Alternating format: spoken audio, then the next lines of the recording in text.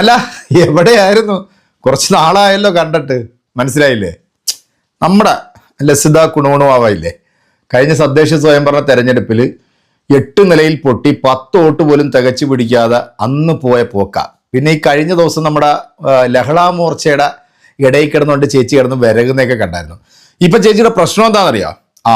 ഇവിടെ ഈ ഉസ്താദന്മാരുണ്ടല്ലോ, മീൻസ് നമ്മുടെ അൻസാരി സുഹരി ഉസ്താദിനോട് ചേച്ചിക്ക് എന്തോ പറയാനുണ്ട്. പോരാത്തതിന് ഉസ്താദുമാരെ പറയിപ്പിക്കുന്ന ഒരു ഉസ്താദാണ് അൻസാരി സുഹരി എന്നാണ് പറയുന്നത്. ബാക്കിയുള്ള ഉസ്താദന്മാരെല്ലാം ഡീസൻ്റ് ആണ്, അവരൊന്നും ഒരു പ്രശ്നമില്ലാത്ത ആൾക്കാരെന്നാണ് ചേച്ചി പറയുന്നത്.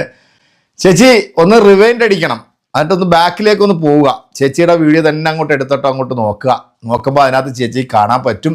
ചേച്ചി ഏതൊക്കെ ഉസ്താക്കന്മാരെ കുറിച്ചിട്ടാണ് നല്ലത് പറഞ്ഞതെന്ന് ഒന്ന് കാണിച്ചു തന്ന നിങ്ങൾ പറയുന്ന ജോലി ഞങ്ങൾ ചെയ്തുതരാം. സംഭവം വേറൊന്നുമല്ല, ചേച്ചിക്ക് കുരുപൊട്ടിയത് സംഘപരിവാറിനെയോ സംഘപരിവാർ കാണിക്കുന്ന കൊള്ളരായെ കുറിച്ചിട്ട് ഉസ്താദല്ല, ഇനി ആര് പറഞ്ഞെന്ന് പറഞ്ഞാലും ചേച്ചി പിന്നെ അങ്ങോട്ട് ഭദ്രകാളി ഉറഞ്ഞു തുള്ളുന്ന കണക്ക് സോഷ്യൽ മീഡിയയിൽ വന്നു കിടന്നുകൊണ്ട് അങ്ങ് ഉറഞ്ഞങ്ങ് തുള്ളും. രാവിലെ 10 കിലോ പുട്ടിയിടും, നാക്കും തിരിയത്തില്ല, ലെവൽ എന്താണോ പറയുന്നത് അവക്ക് പോലും അറിയത്തില്ല. അത് രാത്രി കിടക്കുമ്പോഴത്തേക്ക് വല്ല സ്വയബോധത്തിലൊക്കെ കിടന്നിട്ട് രാവിലെ എണ്ണിച്ചാലല്ലേ എന്തെങ്കിലുമൊക്കെ നേരാവണ്ണം പറയാൻ പറ്റത്തുള്ളൂ. എന്താണേലും കുണൂണു ആവയ്ക്ക് നന്നായിട്ട് അങ്ങോട്ട് കുരു പൊട്ടിയിട്ടുണ്ട്. ഞാൻ കുറച്ച് നാളായി ഈ ഐറ്റം എടുത്തിട്ട് കേട്ടോ, തഴഞ്ഞു വിട്ടതാണെന്നേ. കാരണം പല ആൾക്കാരും എന്നോട് പറഞ്ഞു, എന്തിനാണ് ഈ നാക്കിരിയാത്ത സാധനത്തിനൊക്കെ കൊണ്ടുവന്നിട്ട് ഇങ്ങനെ വീഡിയോ ചെയ്യുന്നത് ചോദിക്കും. പക്ഷേ ഇതൊക്കെ കാണുമ്പോൾ നമുക്ക് ഇതിന് മറുപടി പറയാതിരിക്കാൻ പറ്റുമോ? അപ്പോൾ നമ്മുടെ ലഹളാ മോർച്ചയുടെ കുണൂണു വാവ അമ്മായി എന്താണ് പറയുന്നതെന്ന് കേട്ടതിന് ശേഷം നമ്മുടെ ഉസ്താദ് കൊടുക്കുന്ന മറുപടി ഉണ്ട് ചേച്ചിക്ക്, അത് വേറെ ലെവല്. പിന്നെ ഇതിൻ്റെ ഒരു മറുപടി ചേച്ചി വരും എന്ന് പ്രതീക്ഷിക്കുന്നു. അപ്പോൾ എന്താണ് നമ്മുടെ ചേച്ചിയുടെ ഇപ്പോഴത്തെ പ്രശ്നം കേട്ടു നോക്കിയാലോ? വാ. നമസ്കാരം. ഉസ്താദിന്റെ വില കളയാൻ മാത്രമായിട്ട് ഒരു ഉസ്താദ് നമ്മുടെ സോഷ്യൽ മീഡിയയിലുണ്ട്. അവരെ കൊണ്ട് മാത്രമാണ് ഞാൻ ഈ ഒരു കാര്യം പറയുന്നത് തന്നെ. ഇന്നലെ പറഞ്ഞതും അതേ ഒരു കാര്യമാണ്. ഉസ്താദുമാർ ചെയ്യേണ്ട കാര്യമാണോ അയാൾ ചെയ്യുന്നത്? പരിഹസിക്കുക, മറ്റുള്ള ആൾക്കാരെ പരിഹസിക്കുക, അത് നല്ല കാര്യമല്ലല്ലോ. ഏത് ഉസ്താദാന്ന് അങ്ങനെ പരിഹസിക്കുന്നത്? ഒന്ന് പറഞ്ഞാട്ടെ. നമുക്ക് ഇവിടെയൊക്കെ ഇഷ്ടംമാതിരി ഉസ്താദുമാരുണ്ട്, എല്ലാവരും നല്ല ആൾക്കാരാണ്, ആരും അങ്ങനെ പരിഹസിക്കുന്ന ആൾക്കാരൊന്നുമല്ല. പക്ഷെ ഈ ഉസ്താദിന് മാത്രം രാഷ്ട്രീയം കാണുമ്പോൾ, സംഘപരിവാറെ കാണുമ്പോൾ ഇങ്ങനെ വൃത്തികേട് പറയുക, അത് നല്ലതല്ല ഉസ്താദെ. അതൊരു ഉസ്താദിന് ചേർന്ന പണിയുമല്ല. എന്താ, ശരിയല്ലേ പറഞ്ഞത്? നിങ്ങൾക്ക് യോജിക്കുന്നുണ്ടെങ്കിൽ നിങ്ങൾ ഇതിന് മറുപടി പറയുക. കാരണം എല്ലാ മുസ്ലിം സമുദായത്തിലെ ആൾക്കാരെയും ഞാൻ ഒന്നടങ്കം ആക്ഷേപിക്കുന്നില്ല. എന്റെ ഫ്രണ്ട് ലിസ്റ്റിൽ ഒരുപാട് ആൾക്കാരുണ്ട്. പക്ഷെ ഇമാതിരി വാണങ്ങളെ ശരിക്കും പറഞ്ഞു തന്നെ പ്രതികരിക്കും. കാരണം വേറൊന്നും കൊണ്ടല്ല, ഇന്നലെ ഒരൊറ്റ കൊണ്ട് ആ ഉസ്താദിന്റെ വിലയടക്കം ഇല്ലാതായി.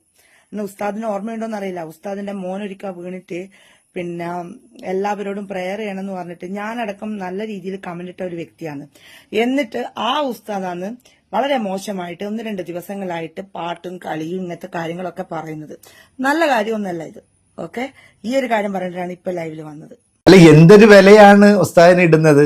1000, 10,000, 25,000 അല്ല, അങ്ങനെ എന്തെങ്കിലും വിലയുണ്ടോ ഉസ്താദിന്? എന്താണേലും ചേച്ചിക്ക് കുരുപൊട്ടാൻ കാരണം എന്താ അറിയാം? കഴിഞ്ഞ ദിവസം നമ്മുടെ ഉസ്താദ് ഒരു വീഡിയോ ചെയ്തായിരുന്നു. ഈ പാലക്കാട് BJPയുടെ സ്ഥാനാർത്ഥിയായിട്ട് മത്സരിച്ച ഒരു ചേച്ചി ഉണ്ടല്ലോ, എന്താണ് പ്രഭാവതിയോ അങ്ങനെ എന്തോ ആണ് പേര്. ചേച്ചി മറ്റേ ഭണ്ഡാരം കുത്തി തുറന്ന് കൊള്ളയടിച്ചല്ലോ, അതിനകത്ത് കിടന്ന പണവും അതും ഇതൊക്കെ അടിച്ചുകൊണ്ട് പോയെന്നാണ്. എത്രയാണെന്നൊന്നും തിട്ടപ്പെടുത്തിയിട്ടില്ല, അതിന്റെ വാർത്തയൊന്നും വന്നില്ല. അപ്പം ഇത് കണ്ടപ്പോൾ നമ്മുടെ ഉസ്താദ് ഒരു പാട്ടൊക്കെ പാടി നൈസായിട്ടൊരു വീഡിയോ ചെയ്തതാണ് നമ്മുടെ ഈ മഹിളാ മോർച്ചയ്ക്ക് ഉരുപൊട്ടിയത്. ഉസ്താദിനെ നൈസായിട്ട് ഒരു പണി കൊടുക്കാൻ വേണ്ടി നോക്കിയതാണ്. ഈ ഉസ്താദിന്റെ വീഡിയോകളൊക്കെ ഒരുപാട് കാണാറുണ്ട്. ഉസ്താദ് ചെയ്യുന്ന നന്മകളും നന്മ പ്രവർത്തികളൊക്കെ ഞാൻ ഒരുപാട് കണ്ട് ഞാൻ വാനോളം പുകഴ്ത്തിയിട്ടുണ്ട്. പിന്നെ ഞാൻ എല്ലാ മുസ്ലിങ്ങളെ അടച്ചൊന്നും പറയത്തില്ല കേട്ടോ. ഇങ്ങനെ കാണിക്കുന്ന ഉസ്താദ്മാരെ മാത്രമേ ഞാൻ പറയത്തുള്ളൂ. ഉസ്താദിന് ചേർന്ന പണിയാണോ? ഇനി ഉസ്താദ് കൊടുക്കുന്ന മറുപടി കേൾക്കണ്ടേ? അതാണ് രസം. കണ്ടോ, നമ്മുടെ ലിസി ചേച്ചി എന്റെ കട്ട ഫാനായിരുന്നു. പക്ഷെ ഇപ്പൊ എന്താണെന്ന് അറിയാൻ വയ്യ, എന്തോ ഒരു പിണക്ക് സംഭവിച്ചു. എന്താന്ന് ചോദിക്കട്ടെ? എന്താ പുന്നാരെ? ഞാൻ എല്ലാ വീഡിയോസും തന്നെ കാണുന്നില്ല. കുറച്ച് ആൾക്കാർക്കൊക്കെ നല്ലത് ചെയ്യുന്നുണ്ട്, എല്ലാ ആൾക്കാർക്കും ഒരുപാട് ഉപകാരങ്ങളും കാര്യങ്ങളൊക്കെ ചെയ്യുന്ന വ്യക്തി തന്നെയാണ്. അത് ഞാൻ സമ്മതിച്ചു. ഒരാൾ ചെയ്ത തെറ്റിന് മറ്റുള്ളവരെയും കൂടി ഇങ്ങനത്തെ വൃത്തികേട് പറയരുത്. അത് ഏത് സൂര്യസ് ആണെങ്കിലും ഒരാൾ ചെയ്ത തെറ്റിന്റെ പേരിൽ ഒരു സമൂഹത്തെ മുഴുവൻ ആക്ഷേപിക്കരുത്. ഹിന്ദു ആകട്ടെ, മുസ്ലിം ആകട്ടെ, ക്രിസ്ത്യാനി ആകട്ടെ, ഒരു വ്യക്തി ചെയ്യുന്ന തെറ്റ് ആ വ്യക്തിയിൽ അധിഷ്ഠിതമാണ്. അതൊരു സമൂഹത്തെ മുഴുവൻ മൊത്തവൽക്കരിക്കാൻ അത് കാരണമാകരുത്. ഇത്രയും നല്ല ഉപദേശം ലോകത്ത് ആരും നടത്തോടും. നിങ്ങൾ ലസി ചേച്ചൻ എന്താ പറഞ്ഞു? വർഗീയവാദി, മോശപ്പെട്ട വർത്താനം പറഞ്ഞ സ്ത്രീ, അങ്ങനെയൊന്നുമല്ല. അവർ പൂവിനെയും മണ്ണിനെയും സ്നേഹിച്ച് ഇതുപോലത്തെ ഒരു നല്ല സ്ത്രീ സമീപകാലത്ത് അങ്ങനെ ഇട്ടില്ല. അങ്ങനെ ലസി ചേച്ചിയുടെ ഉപദേശങ്ങളൊക്കെ കേട്ട് ഞാൻ ഇങ്ങനെ അത് അവരുടെ പേജിലിട്ട് ഇങ്ങനെ പോയപ്പോൾ പെട്ടെന്ന് എൻ്റെ കണ്ണിൽപ്പെട്ട ഒരു വീഡിയോ നിങ്ങളെ കാണിക്കണമെന്ന് എനിക്ക് തോന്നി. അങ്ങനെ ഞാൻ നോക്കുമ്പോൾ കണ്ടത് ഭീകരർക്ക് ഒരു മതം മാത്രമേ ഉള്ളൂ. ഭീകരർക്ക് ഒരു മതം മാത്രമേ ഉള്ളൂ. ആ മതം ഏതാണെന്ന് നിങ്ങൾക്ക് മനസ്സിലായല്ലോ ഇപ്പൊ അല്ലെ? ആ മതമാണ് ഇന്നലെ നമ്മുടെ 28 ബാക്കി ഞാൻ പറയാം. പഹൽഗാമിലെ 28 പാവങ്ങളെ നിരപരാധികളെ വെടിവെച്ചത്. ആ പാകിസ്ഥാനിൽ നിന്ന് വന്ന 28 പേര് കഴിഞ്ഞാൽ ഈ കോടിക്കണക്കിന് വരുന്ന മുസ്ലിമുകൾ ഇന്ത്യ മഹാരാജ്യത്തുണ്ടല്ലോ.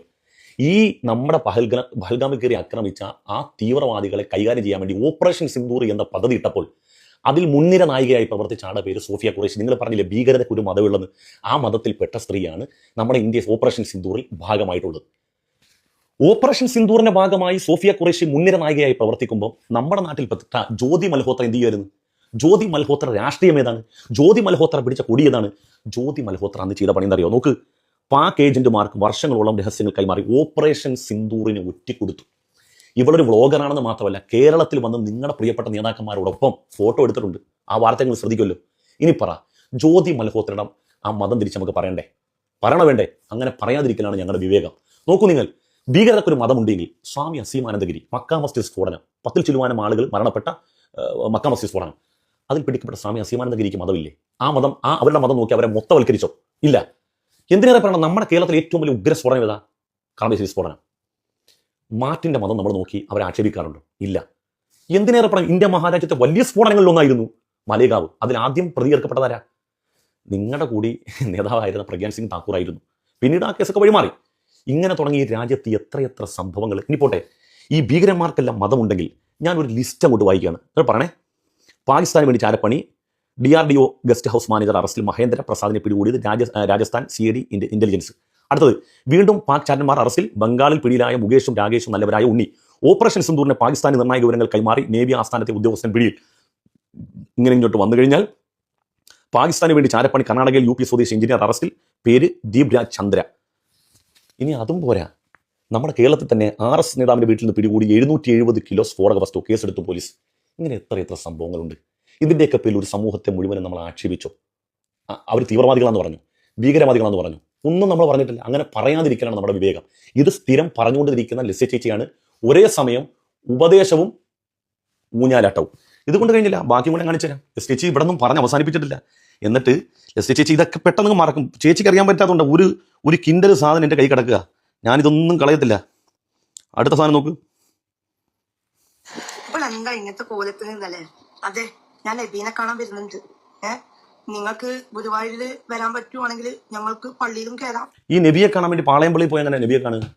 ലെസ്യ ചേച്ചി ഈ ഷാഗയൊക്കെ വിട്ടിടക്ക് പുറത്തോട്ടൊക്കെ പോയിട്ട് നമ്മുടെ നാടും നഗരമൊക്കെ കാണുന്നേ.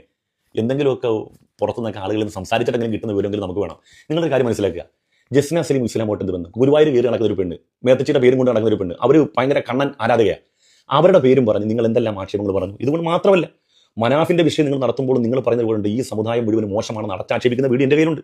അപ്പം ലെസ്യ ചേച്ചിയോട് പറയാനുള്ളത്, ഒരേ സമയം ഉപദേശവും ഊഞ്ഞാലാട്ടവും എടുക്കരുത്. നിങ്ങളാണ് എപ്പോഴും നിങ്ങളുടെ കയ്യിൽ ഒരു കേസ് കിട്ടിക്കഴിഞ്ഞാൽ ഒരു സമുദായത്തെ ഏകപക്ഷീയമായി ആക്രമിക്കുന്നത്.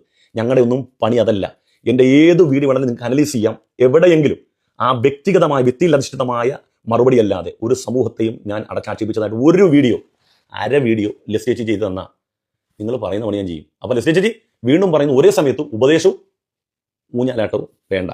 അപ്പോൾ നമ്മുടെ കുണൂട് വാവാക്ക് ഉസ്താദ് കൊടുത്ത മറുപടി മാസ് മറുപടി, അതായത് ഉപദേശവും ഊഞ്ഞാലാട്ടും ഒരുമിച്ച് ഇങ്ങോട്ട് വേണ്ട എന്നാണ് ഉസ്താദ് പറഞ്ഞതിൻ്റെ ആ ഒരു ഉദ്ദേശം. അതെന്താണെന്നുള്ളത് നിങ്ങൾക്ക് മനസ്സിലായല്ലോ അല്ലേ?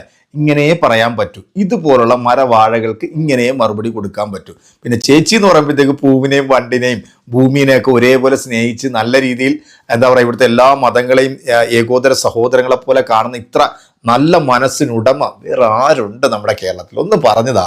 ഈ തെരഞ്ഞെടുപ്പിൽ നിന്ന് മത്സരിച്ചിട്ട് 10 വോട്ട് പോലും തികച്ചു പിടിക്കാത്ത ഈ ചേച്ചി വന്നുകൊണ്ട് ഉസ്താദിന ഊഞ്ഞാലാട്ടാൻ നോക്കിയാൽ പിന്നെ ഊഞ്ഞാല എന്നല്ല നമുക്ക് എന്താണ് പറയാൻ സാധിക്കുന്നത്? എന്നാണെങ്കിൽ കുറച്ച് നാളായി ഞാൻ ഈ ഒരു ഐറ്റത്തിൻ്റെ വീഡിയോ ഒക്കെ എടുത്തിട്ടും ഇനി ഇതിൽ കൂടുതൽ മറുപടി നമ്മൾ കൊടുക്കേണ്ട കാര്യമൊന്നുമില്ല, കൃത്യമായിട്ട് കൊടുത്തിട്ടുണ്ട്. പിന്നെ ഈ ജസിനയൊക്കെ കൂട്ടുപിടിച്ച് കൊണ്ടുവരുമ്പോഴുണ്ടല്ലോ, അവളെയൊക്കെ പണ്ടേ പടിയടച്ച് പിണ്ടം വെച്ച് ചാണകവും മെഴുകി ഗോമൂത്രവും തളിച്ച് പറഞ്ഞങ്ങോട്ട് വിട്ടതാ. അപ്പൊ അവളുടെ പേരിൽ അടച്ചുവിടുത്ത ഒരു സമുദായത്തെ ആക്ഷേപിച്ചവളാണ് നീ കേട്ടോ. ഇവിടെ ഞങ്ങൾ ആരും ഹൈന്ദവ മതത്തെയോ ഹൈന്ദവ മത വിശ്വാസങ്ങളെയോ അവരുടെ ആചാരങ്ങളെയോ ഇന്നേ വരെ തള്ളിപ്പറഞ്ഞതായിട്ടോ എവിടെങ്കിലും ഒരു വീഡിയോ കാണിച്ചു തരികയാണെന്നുണ്ടെങ്കിൽ ഈ പരിപാടി ഇത് ഇവിടെ വെച്ചങ്ങ് നിർത്തിയേക്കാം. സംഘപരിവാറിനെ പറയുമ്പോഴത്തേക്ക് ഊത്തലും ചൊറിച്ചിലും കൊണ്ട് ഇങ്ങോട്ട് വരരുത്. കാരണം സംഘപരിവാർ എന്ന് പറയുന്നത് നമ്മുടെ രാജ്യത്തിന് തന്നെ ഭീഷണിയാണ്. നമ്മുടെ രാജ്യത്തിന്റെ നിലനിൽപ്പിന് തന്നെ ഭീഷണിയാണ്. നമ്മുടെ രാജ്യത്തെ പറയിപ്പിക്കുന്ന മരവാഴകളാണ്. അതുകൊണ്ടാണ് ഞങ്ങൾ സംഘപരിവാറിനെ പറയുന്നത്. അല്ലാതെ ഇവിടുത്തെ ഹൈന്ദവ മതത്തെ കുറിച്ചിട്ട് ഞങ്ങൾ ആരും ഒരു അക്ഷരം പോലും ഈ നിമിഷം വരെ പറഞ്ഞിട്ടില്ല, പേരെടുത്തും പറഞ്ഞിട്ടില്ല. തെമ്മാടിത്തരവും തെണ്ടിത്തരവും കാണിക്കുന്നത് അത് ഹൈന്ദവ മതവിഭാഗത്തിൽപ്പെട്ടവരാണെങ്കിലും ക്രൈസ്തവ മതവിഭാഗത്തിൽപ്പെട്ടവരാണെങ്കിലും ഇസ്ലാം മതവിഭാഗത്തിൽപ്പെട്ടവരാണെങ്കിലും ഞങ്ങൾ പറഞ്ഞിട്ടുണ്ട്. ആ വീഡിയോ ഒക്കെ ഇപ്പോഴും ഞങ്ങളുടെ ചാനലിനകത്തുണ്ട്, കയറി നോക്കിക്കഴിഞ്ഞാൽ കാണാൻ പറ്റും. അപ്പൊ ചേച്ചിയുടെ കരച്ചിലും രോദനത്തിനുള്ള മറുപടി ഉസ്താദ് കൊടുത്തല്ലോ അല്ലേ? ഇനി ബാക്കി വയറ് നിറച്ച് നിങ്ങൾ തന്നെ അങ്ങോട്ട് കൊടുക്കുക. അടുത്തൊരു വീഡിയോ കാണാം. ബൈ.